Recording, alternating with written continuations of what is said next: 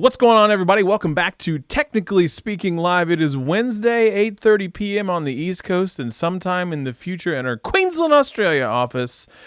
Welcome back to another sunshiny day in the land of the capital city. It is freaking cold. It is freaking cold, but we do have Stats that's back in studio today, so we are going... Well, he's not on camera yet, so that sucks. You're over there executive producing, so I'm trying to take up the space, take up the time. I'm trying to do the lead in. The long drawn out. What are we going to talk about? We're going to talk about trademarking. A little of an interesting conversation. Trademarking. We're going to talk about you can start your phone with a car. That's right. Start your phone with a car. I meant to say start your car with a phone. Show's off to a banger of a start. Google's got a grab bag full of features. That is really hard to say if you're not paying attention. Jack Dorsey is the new crypto king. NFTs. We do not understand. 6P, what? Pixel 6a leaks. Phone that looks just like the Pixel 6. iMessage does what for the FBI and more. So absolutely steaming hot here in Queensland. The wannabe geek is here, Mr. Dan himself. 83 degrees Fahrenheit. Ooh, that is warm. Warm. You're still muted. Sorry, I'm gonna bring you in now. Okay, now you're here. See, that's why I should be in control of the soundboard. No. I was saying 83 degrees down under. Sounds fantastic. I'm under. We're gonna come visit you next week, Dan. 80% humidity. Strong pass. It's still okay. Still not okay. 100%. Not okay. I need to sweat. Bradley, where's Mrs. Peach? She is not here. Not here. She loved the show last week. She's like, I loved it. Took a lot of peopling. She is an introverted extrovert, I guess you could say. Extroverted introvert. That's it. Strike that. Yep. We'll go with that. Evening. Thanks again for the Tinkering with Tech. That's right. Earlier today, I was actually on the Tinkering with Tech show, Michael Daniels' show. Can you pull up the Yes. Stop with the stupid table, bro. It's your table. Gee whiz. I just executive produce here. You do a fine job executive producing over there. Yes, just I will a fine pull up the job. Tinkering with Tech channel without Please do. making the table make noise. It's 80 degrees Fahrenheit down here. Bradley, where is down here? Florida? So 80 degrees. Florida, Georgia line? No, because it was only like 70 something today in Atlanta. Only 70, he says. The high here was 40. I mean, it was cold, so... What is up? What is up, Mac? Welcome. So, let's start with the trademark thing. Yes, please. I officially have, technically speaking, trademarked. Cool. Why? Why do I have it trademarked? Yeah. Because I wanted it trademarked. Okay. I wanted to make sure that... Awesome to see vacation, man. Michael Daniels. Yeah, that's right. Welcome back. He always... All he does is go on vacation. The man goes on more vacations than I've ever seen anybody go on vacation. Well, you know... Ooh, in the Caribbean. Bradley's from the Caribbean. Whoa. Oh, that's amazing. We're coming to visit you next week because it's closer. It is closer. So, yes, I got, technically speaking, trademarked. That's cool. For online video production and things of that nature. So it's basically to protect the assets that I have made here. The empire that is, technically speaking, is protected by a trademark. Now, what do I do with that trademark? Great question. Not a clue. Whatever you want. I can do whatever I like. Except sing on key? Look who's talking there, homeboy. I don't sing on camera. I can absolutely sing on key. Not right there. I did it on purpose. Don't be a jerk. Just because you're back now, could you stop with the table for the love of Christ? It's your table, man. Jesus. I can't help that it's not level ground down here. You type like a caveman. Good God. You type like you've either got 6 or 11 thumbs. I haven't decided which one yet. Me sets. The amount of wrong letters he types when he's trying to type fast exceeds the correct number of letters that should be in any word. We're both so loud right now. I had to turn down the volume in both of our microphones. Oh, it's good to be back in the 1% studios once again. Christ. Good God. Good Lord. So yes, I got technically speaking trademarked, and it definitely costed its own fair share of money, but it's worth it to protect the assets that is technically speaking. That includes here, as well as a podcast. Yes, we do have a podcast. And where can they find that podcast? You can Mr. find Peachy? that podcast at anchor.fm. Oh, Anchor. Technical difficulties while we look up the actual Anchor.fm / the technically speaking. The technically speaking. The technically speaking. It's a really important word in this part of the country. The technically speaking. I'm going to sell it next week for $2 million. Now, would that be $2 million in Bitcoin, blockchain, NFTs? What are we talking about? It wouldn't be in blockchain. It would be in Bitcoin or Ether, that is on the Ethereum blockchain network. So we should probably just lead with that. I mean, it's going to be the biggest discussion of the night, I think. So because there's so many different ways we can go with this. In the comments, for the people that are joining now, we're about to have a conversation around NFTs, Bitcoin, not just Bitcoin, just cryptocurrency in general. And this is going to sound really bad. NFTs, non-fungible tokens. We understand what they are, and we understand the process of a non-fungible token in terms of I create a piece of art and I want to sell it on OpenSeas, which is a NFT network where you can go buy pieces of artwork to curate yourself. But we're stuck on the why. Yeah. We're stuck on the why. Like, I love the idea of it, but why?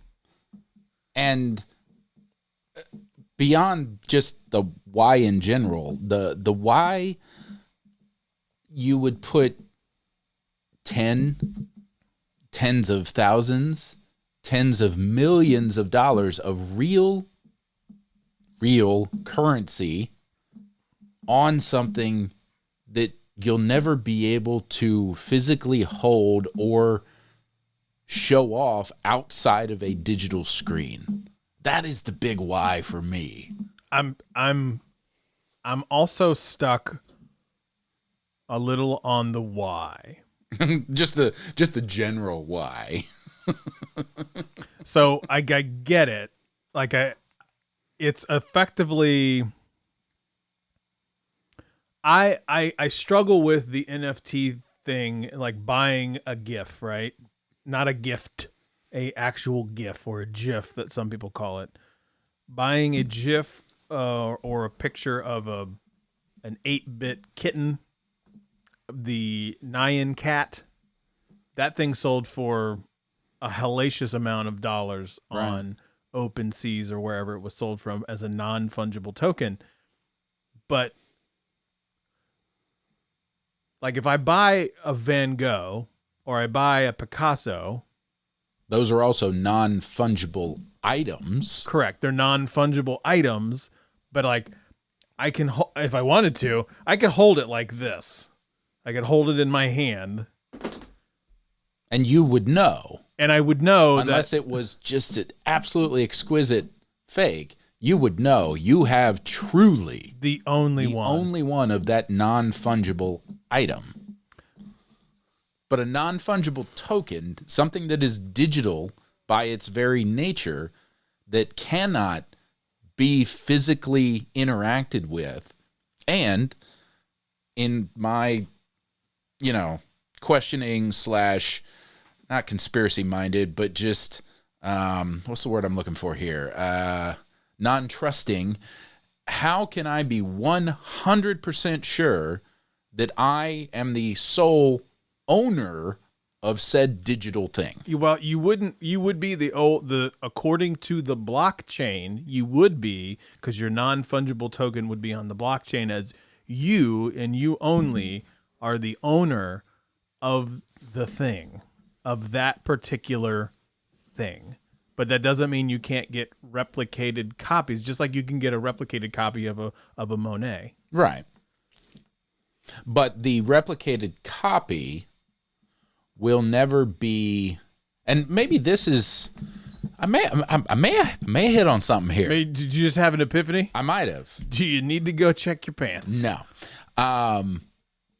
The replicated copy, the poster of the Monet that, you know, the art school kids hung on their dorm room walls will never be worth anything. Correct.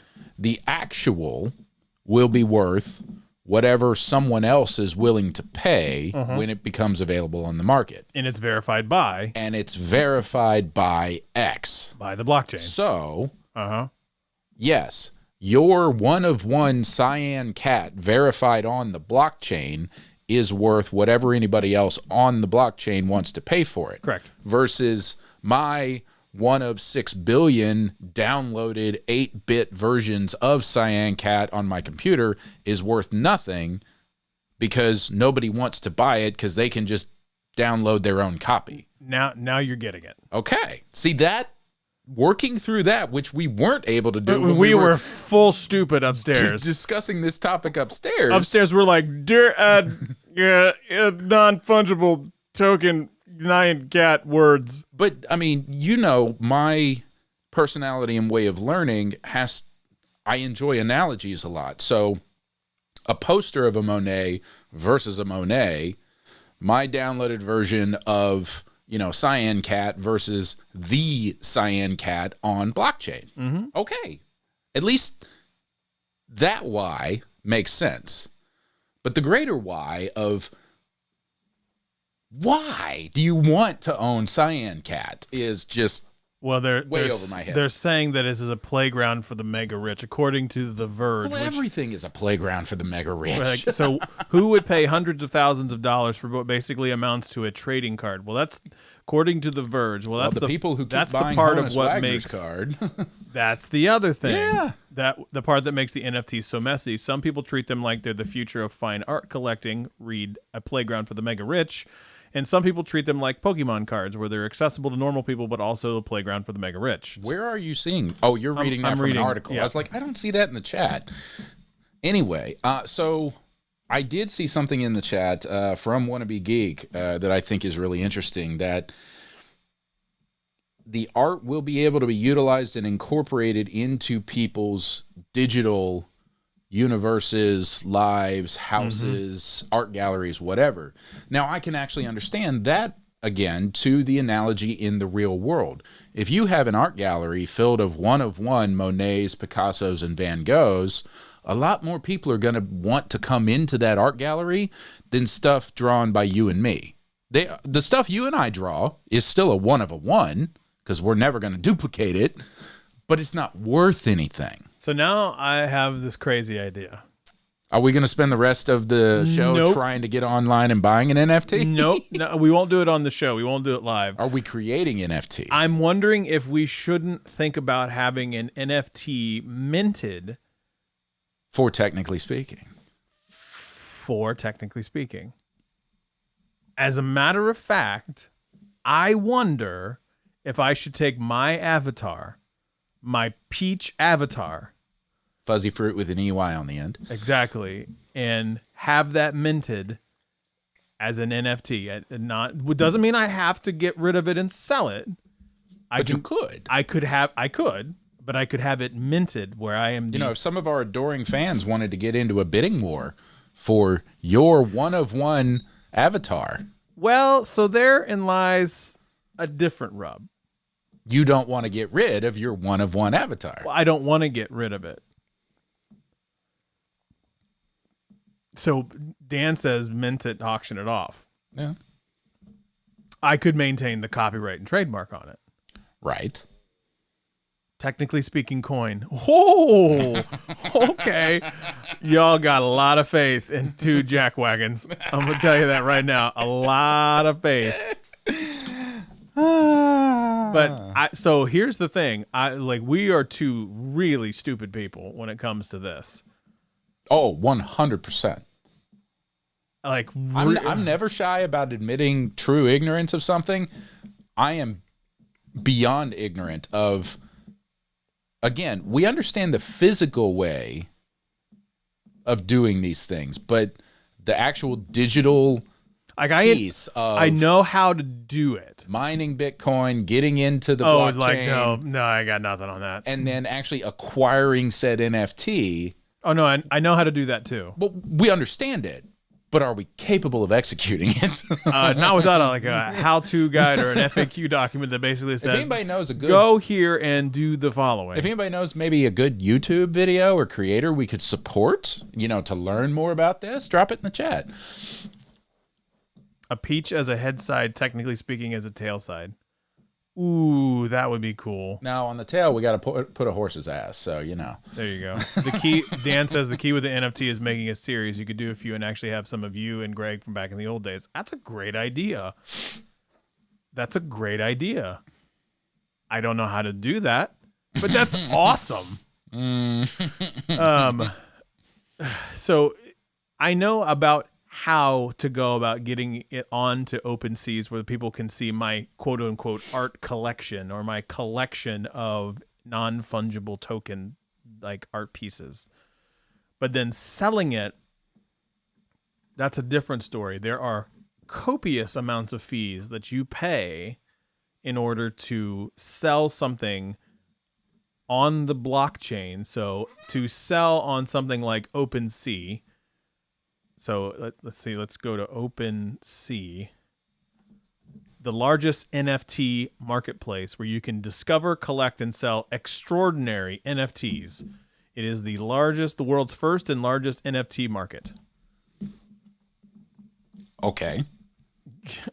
I don't know, but that dude, whoever the Sandbox is, has 11,000 Ether. Why don't you look up the current price of Ether?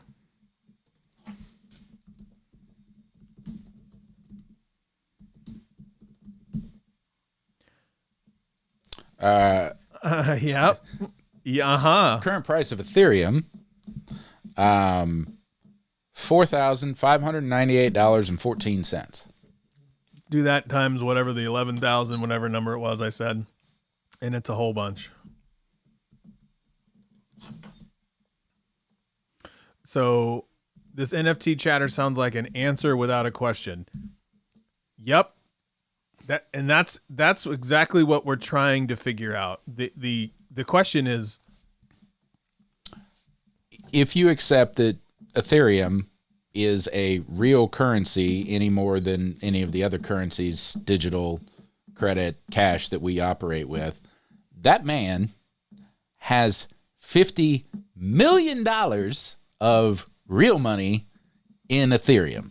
Well, it's real money. So I mean, you mean cash money, like you mean the American dollar? Yeah, cash money. The American dollar. So that's a lot. NFT chatter sounds like an answer without a question. We're trying to get to the question of why. Like for us, it's why would you buy it? Why would you spend cash money on a digital thing versus cash money on a physical thing? And that's just me. Yeah, that's what I'm saying. That's just us. That's how we kind of think. But why do you buy art? Why do you buy trading cards? Why do you buy collector cars? Why do you buy power tools that you'll never use? Sure. Shut up. I wasn't talking about you. I was going to say, I use all of them. What are you talking about? To you. That's an inside joke, folks.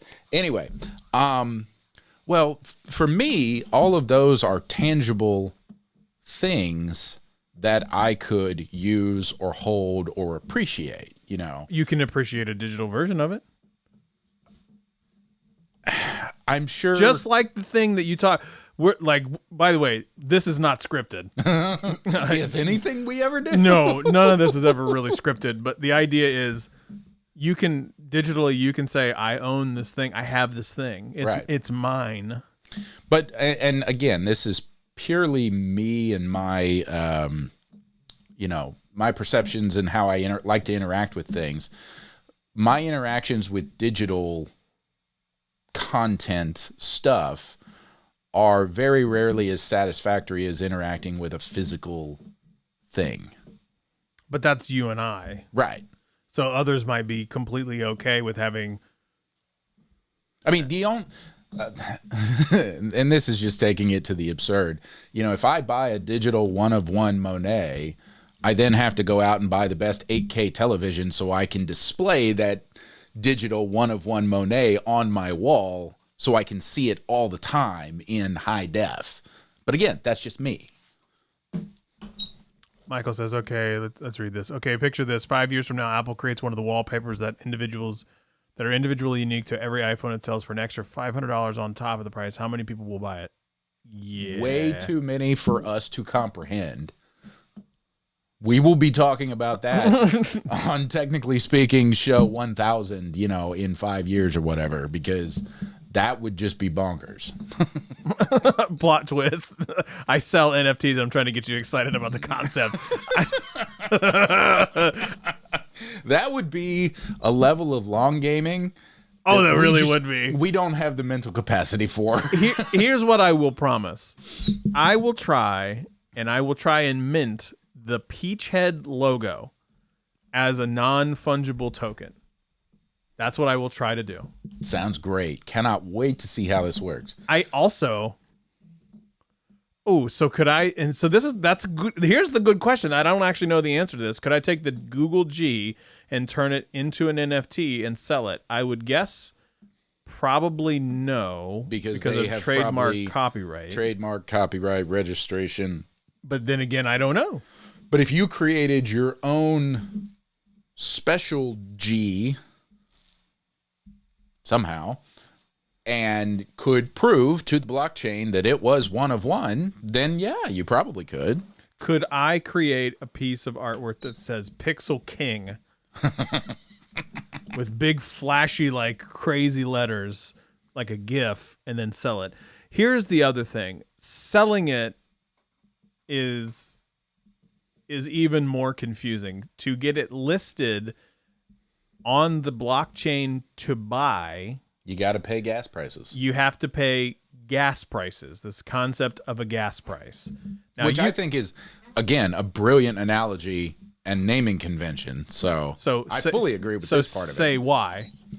Give the actual gas. So the gas that you pay at the pump, whatever you're paying, $2.95, $3.50, $4.75 a gallon, who knows, doesn't actually cost that much to put into the underground tanks at your favorite neighborhood gas station. It costs about $1. The rest of it is federal, state, and local taxes and fees for you to buy that gas to then use in your car that you also pay taxes and fees for. So gas is a lot cheaper than it is, but to keep the country and the economy going, somebody along the line added all those taxes and fees. And that's how it relates to loading things up on the blockchain. So in order to let's say I mint my Peach Head logo and it's not very expensive. It costs, I'm making this up because I truly don't know, $50. Nice round number. I have to round number because I have to. You don't have Excel open. Exactly. So for $50, I have that thing available. I don't think it's that expensive. I think it's like $20 or something like that. I was watching a YouTube video the other day. By the other day, I mean earlier today. To then get that thing on the blockchain available to be purchased would cost gas prices, which currently are $196.18. And those gas at prices OpenSea for OpenSea are based on a percentage of the daily value of Ethereum, which is the blockchain currency that underlays the OpenSea platform, correct? Repeat what you just said again, because I was not paying attention to you. So those fees to be active on the OpenSea platform are based on a certain daily percentage of the Ethereum digital currency. I don't know. Well, that's what you told me earlier. Well, then that's what it is. Okay. Then I don't. Well, I wanted to explain it to everybody. You explained it on a very confusing way compared to the way I did. Not that all this stuff isn't confusing as what it I is. used words You as used opposed words, to hand signals. Hey! Good Lord. So it would cost me to sell $196 plus the, again, say $50 to mint it. Whatever money you were trying to make off of it. Right. Yeah. So then I have to in order to make at least even, I'd have to sell that for $250, which means the buyer cost is at least $250, and I've made nothing. I've made nothing as that person. Right. Is that... And to you and I, middle age, middle of our careers, in the day-to-day workforce, spending time, effort, and energy on making something and not getting any return out of it drives us bonkers. Absolutely. But again, bonkers. you do get a return out of it. You are the holder of the thing. Danny Dillon, thank you so much for the super chat. Really, really appreciate it. Thank you. But see, super chat. By being the holder of the thing, you haven't made any money on it. I have not made any money. You are total sunk cost at that point with no return, potential return, until you list it, and then you are no longer the sole owner of it. Maybe I don't want to. Well, but then it's just a sunk cost. Appreciate you, Danny. Thank you so much for coming and showing love to the channel. Thank you for all that you do. Appreciate that. Hopefully you like to listen to two idiots ramble on about something that they truly have no idea that they understand. Tune in every week. Every week for two idiots that have absolutely no idea what they're talking about. This week just happens to be NFTs and us trying to make fancy pictures do things online. Now, Michael Peppertech says, I'm going to take some pictures with the Pixel 7 Pro and turn them into NFTs, which will be even more rare.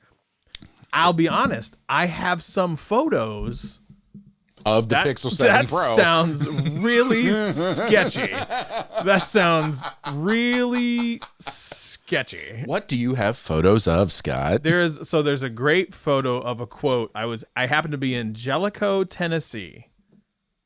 Okay. Of all places to be, in Jellicoe, Tennessee. And there's a little rest stop that they have there. And this rest stop leads up to the top of this beautiful mountain where you can see the Tennessee hills that are absolutely gorgeous. Are you Googling Jellicoe, Tennessee? I'm Googling Jellicoe, Tennessee rest stop. I just want to see what comes up. Go on. Anyway, at the top of this mountain, there is this wooden post. On the wooden post, somebody wrote a quote. And this is just a fantastic quote. I don't remember what the quote is, but it's really good. And I took a picture. Shut up. And I took a picture of it. Because it's something like, I'm meant to be where you are, and wherever you are, I am home. Something like that. Okay, whatever.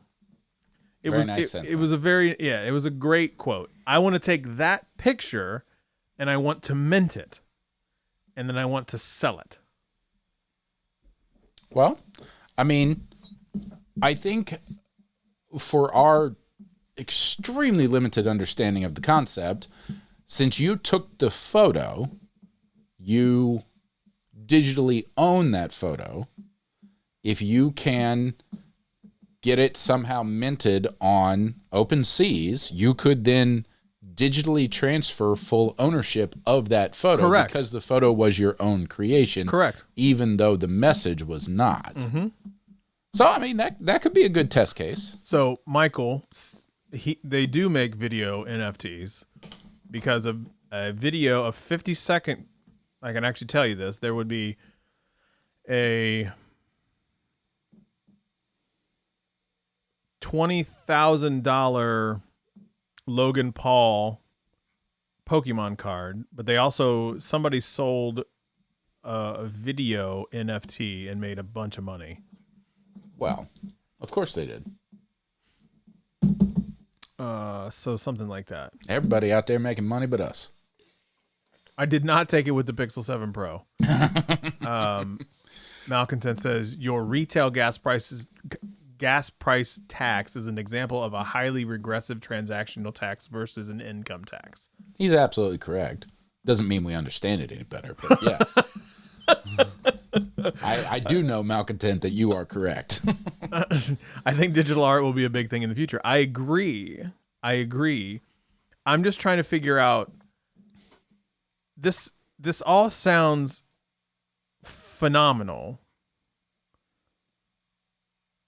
but I'm trying to figure out how do I go about getting into something like this, and then why would I do it? Well, those are two very different things, because I think we could figure out how.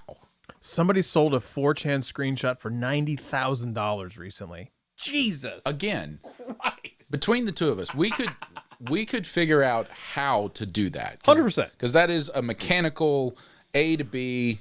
We can figure that out. 100%. But convincing ourselves of the why, I don't know if we could ever get.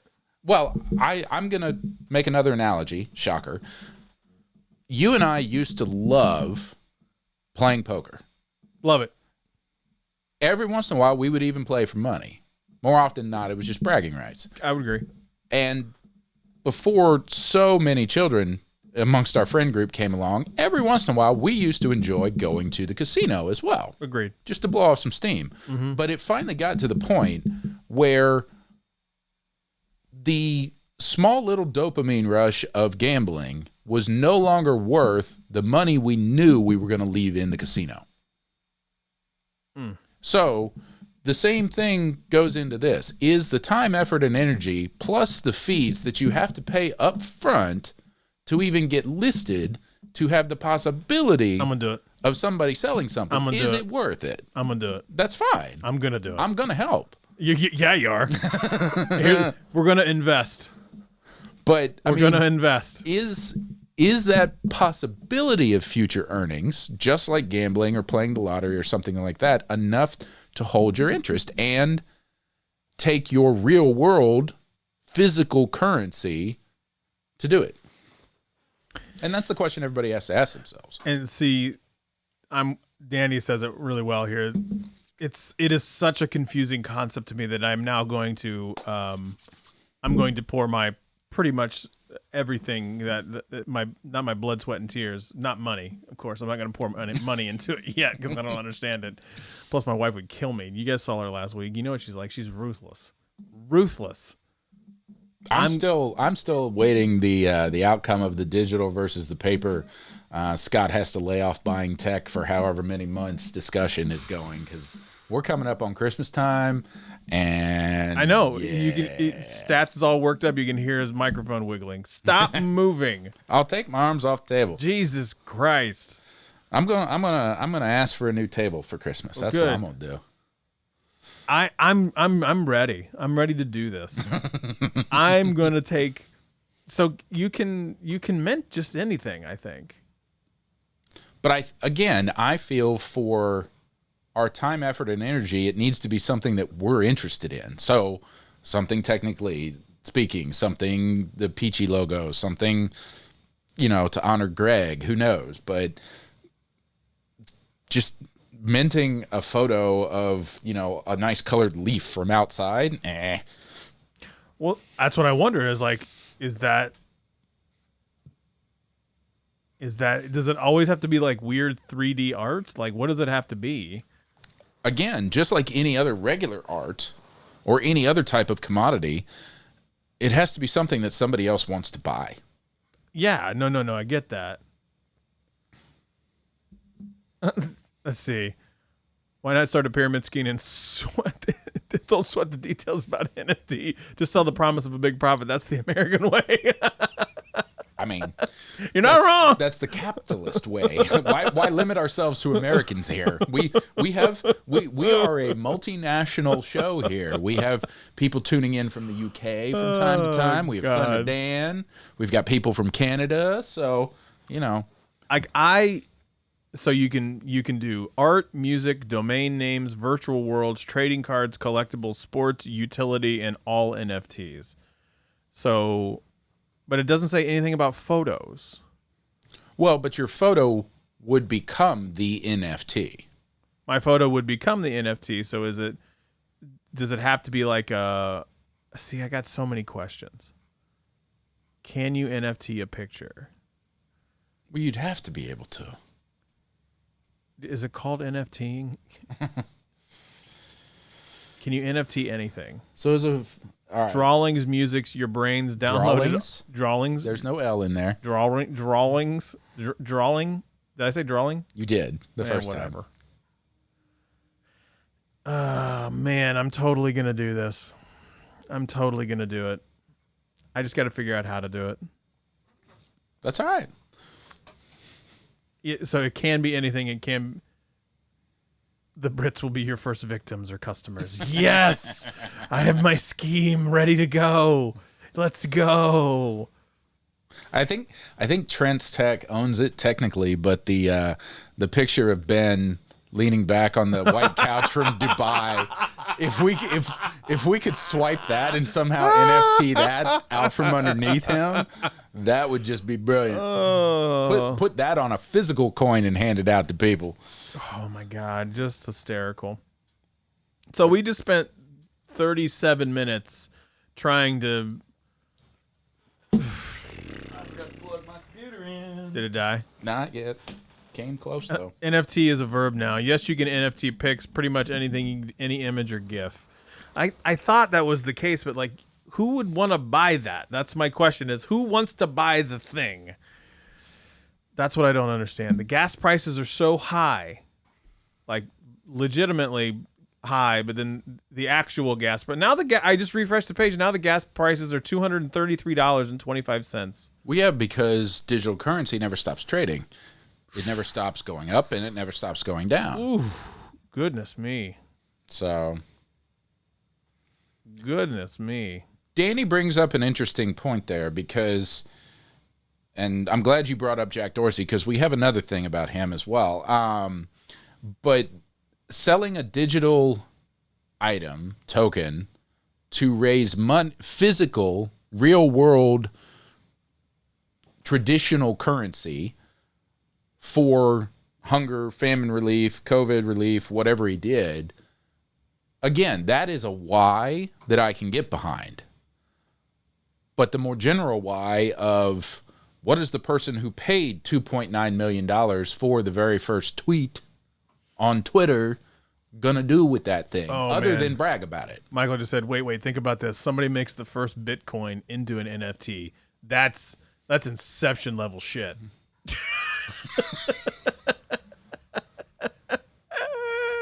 Demonetized. The simple fact that we're talking about Bitcoin. Demonetized. But I mean, what about this? You want to go a level deeper. Someone making the first Bitcoin into an NFT, but then sets a rule that you can't pay for it in Bitcoin. You have to use one of the other currencies. Technically NFTs. We could partner with Technically T. God. You on one side, him on the other. People want to buy what's potentially unique. And so Bradley brings up a point. Don't ask who wants to buy the thing. You'll go and say, and people will buy anything that they want. Good point. Dan says people want to buy what's potentially unique. Create the appetite for it and people will buy it. I believe that's why there's a series of NFT as a winner. People will want all the pieces of the puzzle. See, that's really interesting. Well, yeah, it's just like only creating a certain number of Ferraris every year. If there's only 100 of them and you got 1,000 people wanting to buy them, prices go through the roof. Exclusivity. We understand all of those whys, but the why of what do you do with the one official true version of Jack Dorsey's first ever tweet on Twitter? Still stuck. You own it. You own the tweet. Whoop-de freaking do. I'm going to NFT my whole Twitter account. I'm going to NFT it all. And they'll make you pay to load it because nobody else is going to do it. So here's the next question, and this I take a picture. I take a picture of Ohio Stadium. Mm-hmm. I NFT it. Okay. I mint it. Yeah. And then I sell it. Okay. Do I get in trouble for selling it because the Ohio State logo is on it? Somebody's buying it very clearly because it is unique and probably a Buckeye fan. Do I get in trouble for that? At that point, I think it wouldn't so much be the NFT. It would come down to the fair use of the image of the thing in public, So neither of us are lawyers, if you couldn't tell. Yeah, I'll start the bidding at $1. Well, that $1 is about to be $233 because that is the fee for the gas price perspective. You're passing through the fees to the customer. Hell yes, I am. Absolutely. What's up, Tana? Welcome to the show, my brother. You may have to pay royalties for the use of the logo. That's what I wonder. Well, that gets back to the original photographer maintaining the copyright trademark on it, so they could potentially make money off of it in the future. But again, that gets back to my whole problem with understanding the one of one on the blockchain. But if Ohio State's still going to take part of your money from the NFT because you use their trademark logo, but it's my photo. It's not. Their logo happens to be in it. I understand, but that implies to me that they have, at some level, hey Pixel, a piece of that NFT because they made money off of it without doing anything. Yeah, no, like there's still so much that I need to really dive into this, but I am all about minting my logo. Pixelpia, your username is incredibly appropriate. I don't know if you've been here for the whole show or not, but we need some help. We need NFT for beginners. NFT for beginners. I know Gary V is we need all NFT about for kindergartners at this point. Well, you know what we need to do? Research. My show's going to be an extra half hour to cover the other topics. Nah, we just won't talk about them. No. We did this 2 weeks ago. We spent almost the entire show on one topic and ignored everything else.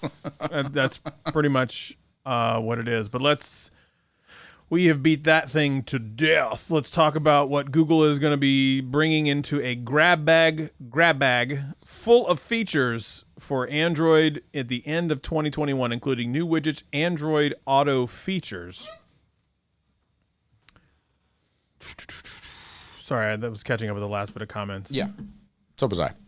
I haven't read the article that you're referencing. So oh, you haven't? I'm gonna go to it right now.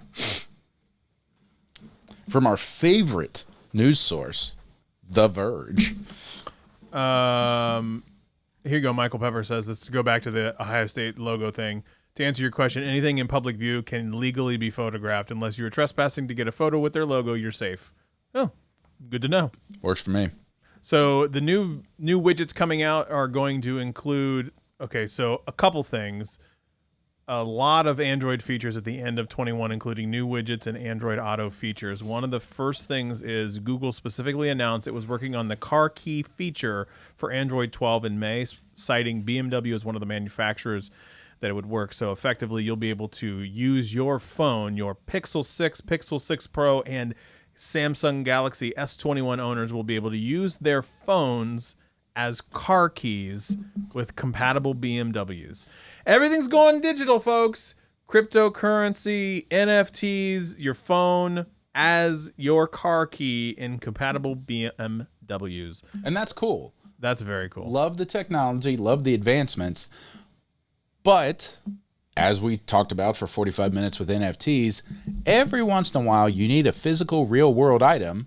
As happened a couple of weeks ago, one of Tesla's servers went down. Nobody's phones could communicate with their cars, and they couldn't get in. Yikes. Ay, ay, ay, ay, ay. And since I work in an office with a bunch of retired law enforcement officers, I immediately brought up the issue of, what if you are running from something, trying to unlock your car with your phone, it doesn't work, you get hurt, and then sue the pants off of Tesla. So again, I don't know. You're probably somewhere in the fine print. Real world physical items still have a place, even with all of today's technology. They still have a place. I'll give you that. Other Android Auto features include an option to have the car-friendly interface launch when Android phone is connected to the vehicle, a new play button on the home screen to just start the music with a single tap, and a new icon to quickly find music and smart replies for text messages through Android messages. New widgets are going to include YouTube Music, Google Play Books, and Google Photos as well. There's going to be a ton of new stuff that comes out. Looks to be... Google said the feature is going to be available running Android 12. When are they going to be coming out? So if it's anything like in the past, I would say expect the drop in December as an official Pixel drop, because it was a like October release for the phone, and then a couple months later you'll get an exclusive Pixel drop. It'll be the first Pixel drop that you get. I'm going to guess sometime in mid-December when you're going to start to see those new exclusive Pixel drops drop into the world that is out there. Sounds good to me. Make sure you're charging your Pixel 6 with the correct cords, because if you're not, they straight up won't. They just won't charge. I did see that earlier. Don't charge your Pixel 6 with just any old cable. They decided not to include the adapter in the box, according to Gizmodo. Charge it with the USB cord that came with it, please. Just, you'll get a no charge, no warning, no nothing. It'll just be basically like blah, like it didn't even connect or anything like that. So just use the connection that you're supposed to use, please, because otherwise there's a reason why it exists. They didn't include the brick in the box, but the brick should be okay from previous Pixels, so you should be good. Just use like a previous Pixels. Like I use a Pixel 4 XL cable, but it still works for my Pixel 6 Pro. Words. Okay. Car dude. Teslas come with key cards. Boom. There you go. There you go. Physical key card, baby. That Physical works. key card. Great. Soon we're going to be like Sweden and you can't use cash. Imagine using an EMP would be like to our society. Oh. Not good. Not great. Not great. Qualcomm's going to have an always-on camera. So this is probably a little much to get into, but Qualcomm Technologies said they're going to introduce an always-on camera capability in their Snapdragon 8 Gen 1 processor. What is an 8 Gen 1 processor, you ask? That is the rebranded, you know how Snapdragon used to be like 835, 888, 875. Nope, now it's just Snapdragon 8 Gen 1 processor. They're going to a much more simplified name for all of their processors. I mean, I liked 88, so yeah, but then it would be like $999, then you do like 1011, and like it's just easier branding. Okay. That's just my personal opinion. No, but I guess what's the point of an always-on camera other than spying on people? Well, that's the rub. Depending on who you are, the statement can either be exciting, terrifying, according to The Verge. Your phone. According to Qualcomm, the phone's front camera is always securely looking at your face, even if you don't touch it or raise it. Basically, it's essentially saying that when you have your phone looking at you like this, if somebody is looking over your shoulder, looking at your phone, it basically like will just turn off. So they can't see what you're looking at. But I'm like, but then it's always on looking at me. Yeah, then we get and no one needs to see that. Well, no, and then we get to the issue of, which we've discussed on the show in the past, of all the smart speakers in our lives and everything else that are quote-unquote always listening for their specific keyword. But we have talked about and been shown and demonstrated that there are certain companies out there who shall remain nameless. Facebook. In the hope that this video still might actually be monetized. Facebook. Well, all right, Jeff Bezos and Amazon, they produce products that were truly listening to every single word you were saying. They were not storing them natively, and they were sending them back to the Meta mothership. So not cool, especially when it comes to the images that the cameras can produce these days. I mean, you want to talk about Did you just mix Amazon and Facebook? No. Are you sure? I mentioned Amazon because of some of their products, especially their televisions. But you were really talking about Facebook. Well, when I referenced at the end the Meta mothership, yes, that was a dig at the new Facebook. Okay, I thought maybe you mixed them, and no. Okay, your ears just weren't keeping up. Look, but again, we are entrusting this is the lot reason of why our data to these companies to begin with. Having a camera always on, I mean, that's Truman Show level stuff. Michael Pepper says it best here. It's for face unlock. Basically, no need for a lock screen. Pick up your phone, it unlocks, and it no longer sees you and it locks. So face down, lock. As soon as I flip it over, it looks and finds me, and it's like, oh, you're there. Here you go, unlock. I still don't think I like that. No. I don't think I like that at all. There's a lot of times where I want to see the lock screen on my phone with notifications without having my screen actually unlock and show people what's on it. So yeah, I don't think I like that. Like I get it, but I don't think I like the idea of that.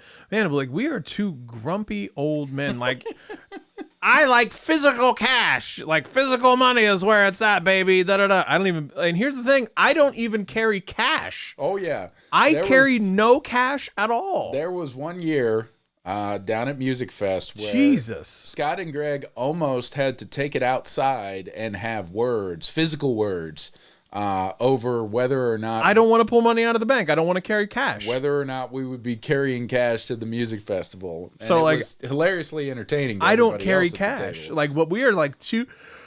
Oh, excuse me. We're like old grumpy men. Old grumpy men. Like, oh man, this NFT thing is such a fad. Blah blah blah blah blah. Like Bitcoin's never gonna work, even though I actually believe in cryptocurrency. You own some of it, don't you? I do own some cryptocurrency. A little tiny bit. Guess how much I'm upside down? A little bit still upside down too. I've been holding on to that bad boy for a couple of years, trying to make sure that my bad buy can get me back to the square one. Whoo.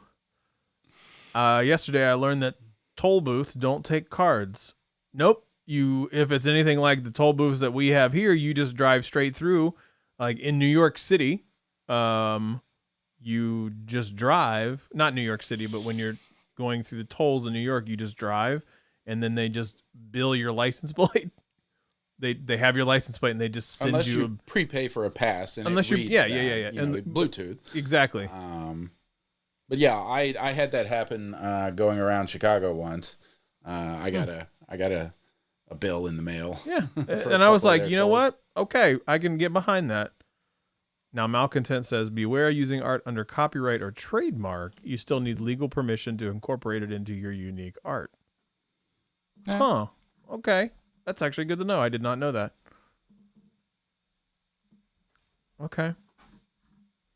I don't think I like the always on camera. As a matter of fact, I know that I don't like the always on camera. Yeah, and I hope that if whatever manufacturer, device, Qualcomm, like we've talked about in the past, make it user opt-in. Don't enable it by default. Give people the choice. Oh, Miss Sheila, my Pixel 6 Pro just arrived. Had an 8 p.m. delivery. They are 20 minutes late. Well, have fun staying up for the next 2 hours. I was going to say, you are up for a while after this. Going through every single setting and widget. Cannot wait I'm really excited to hear what you think about it. According to The Verge, Qualcomm is saying the company's spinning this always on as making your phone, quote, more secure by automatically locking the phone when it no longer sees your face or detects someone looking over your shoulder or snooping on your group chat.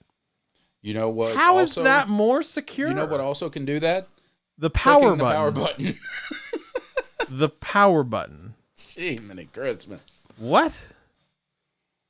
Always on camera concerns me when it comes to police interaction. What happens when you get pulled over and it just unlocked? Exactly. There are times where I don't want my phone to be unlocked, I guess, in those instances. But by it just seeing my face, it would just always be on. Like let me put it this way. I'm not inconvenienced enough for always having to have it always on like that, where I can put my thumb down to unlock my phone or put the pin in. Like, I'm not, I'm not that out of pocket to do that. Right. But what am I supposed to do? It's not more secure though. Don't tell me that it's more secure. Yeah, that's marketing double talk, but okay. Basically, if you're not looking at it, your phone's locked. If it can see you, it will be unlocked. If it can see you and someone else, it will automatically lock the phone or hide private information or notifications from displaying on the screen. What? Who determines what's private? You, the user, the company, the chip manufacturer? I mean, I'm not okay with the idea of always on. Yeah, we've always had always on microphones, always on this, that, and the other because of hey keyword and hey other keyword for Apple. But God, I don't think I like the always on camera. I don't see that convenience for me is not worth the trade-off. no, 100%. Like, it's just not worth it for me. 100%. So you put your phone face down. Miss Sheila, effectively, that's exactly what it's saying. Face down. So I don't think I like that. What else do we got? I mean, iMessage. iMessage. Just clicked iMessage. on that one. So iMessage, WhatsApp, and iMessage are found, according to Android Authority.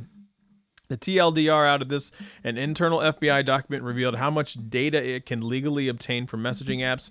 It turns out that iMessage and WhatsApp were the most permissive in this regard. Signal and Telegram are the two high-profile apps that don't give out too much information. Well. That whole end-to-end encryption. Why did I say it like that? It comes to find out that using an iPhone that's got your WhatsApp messages backed up to the cloud, the FBI can actually grab the message content too, as Apple's required to hand over the iCloud encryption key with a search warrant. Well. There's that whole privacy thing that Apple constantly beats the drum about. Is it going to change anybody from actually going away from iMessage? No, probably not, because most of the people that they love those blue bubbles. They love the blue bubbles. They love the blue bubbles. I just downloaded Telegram for the first time today because I'm going to CES this year.